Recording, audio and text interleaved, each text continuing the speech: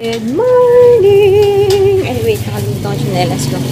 Lalabas kami ng kapatid ko. We're gonna go sa kanto. At magpapakulay ng hair. Hihi! Ang tawag dito. Diyan lang sa Chipa-Chipangang Chipa-Chipangang salon. Kasi, maganda yung gawa sa kanya. So, inggit ako. Ako may itsura ko. So, yun. It's 10:45. Hopefully, we'll be back before mag-lunch time. Iwan na si Daddy, si Zeb tulog. So, yeah. Saan yung kapatid ko? Samahan ako ng sister ko. Ang awkward talaga pag walang foundation, tapos may kilay at lipstick. Kasi hindi pantay yung skin eh. Skin tone. Skin color. Kailangan ng concealer. Anyways. Yeah. May dala akong pangkulay. Sila magkukulay. Magpapableach ako ng hair. So, hindi ko pa alam gagawin ko talaga. Seriously, wait. Oh, maganda ba? Ganda pa na nanggawa sa buhok ko. Pulpak naman kasi. Sarado si parlor. So, walang nangyari. We'll see pa kailan.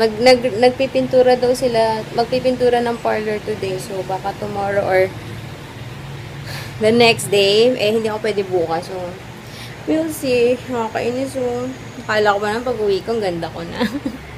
So, yeah. Kakain na kami ng lunch in a while. The ulam, I think, is sinigang na bangus. And ano pa nakita mo doon?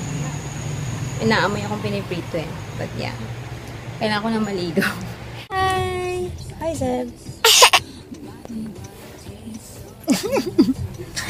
We are going to the, doon sa venue ng party ni Zeb. Magbabayad na kami ng full payment kasi kailangan before the event. And then, we're gonna go to SM South Mall. Yung kami na susuot namin ni Daddy. Yun lang. See you later! Hindi ako naka-dark lips today. Okay na naman yung hair ko. I was imagining na iba na ngayon. Pero, yung bata, gusto mag-drive. Sige, sige! Drive, drive, drive! Where's Daddy? Ikaw na lang mag-drive? Tingnan mo naman like yung itsura niya. Nako. Yes, yeah. Hi! Hindi to parang di nagbago na. Pero we're here naman sa BDO. Sa may Naga Road. FYI. Para naman familiar kayo, no? Nag-withdraw lang ng pambayad. And si baby, grabe. Sobrang gustong-gusto niya mag-drive. Ay, umiyak pa kanina. Basta bumaba si Daddy, automatic pupunta siya dyan. At yan. Hi! You like driving? You like driving? Yes? You want to have your own car na? You tell Daddy. So, yeah. Pagbalik ni Vince, paiyakan naman kami dyan. Oh, bilis. Okay, anyway. Yun lang. Who is that? Who's that? Who is that then? Dito kami sa SM. Who is that? Kakasa. Sino ba yan? Tingin niya ikaw masunti mo. Isa. Pag sa umaga, i-walk. Walk na. Yung dun sa kapatid ni ate.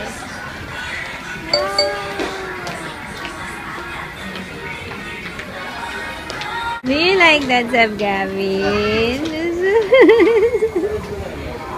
Yay! Ikaw. Yay! Hirap. So, obviously, we ended up buying this one. Hindi siya naka-stroller. Dito, okay siya. Ayun. So, mag-morning walk kami ni baby with this. Yay! Zeb, are you happy? Hi, are you happy?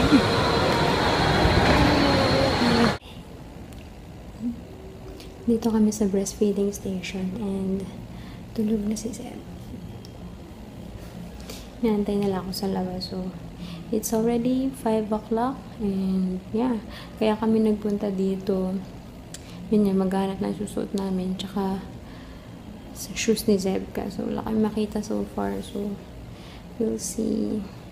We're here to Sparrow. We're gonna have dinner.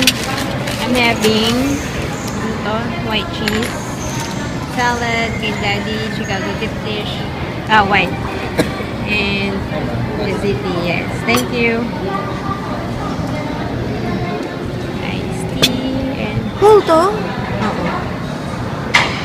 Pinag-isipan mo pa yun, ha? Let's eat!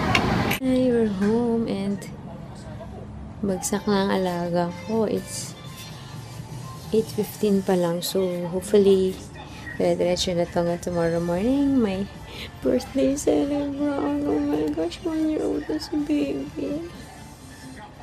Anyway, sige.